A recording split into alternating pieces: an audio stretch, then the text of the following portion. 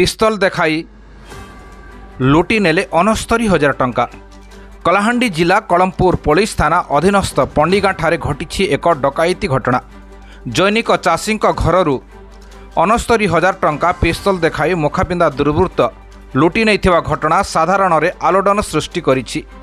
सूचना अनुसार गत विलंबित राति वरुण माझी नामक जैनिक चाषी प्रबल गरम हेतु परिवार सह घर बाहर शोइथिले। वरुण राति उठी बाहर को बाहरी बेले 4 जण मुखापिंदा दुर्बृत्त वरुण मुंड उपर पिस्तल रखी धमक दे भयभीत करथिले। वरुण आतंकित होई घर भितर एक आटाचीरे रखिथिबा 69,000 टंका काढ़ी दुर्बृत्त मानकु देइथिला। एहा परे दुर्बृत्त माने पुणी वरुणर मुंड उपर पिस्तल रखी निकटस्थ इंद्रावती दक्षिण मुख्य केनाल रास्ता को नैथिले। सेठारे थिबा 2 गोटी बाइक रे बसी दुर्बृत्त माने फेरार मारिथिले।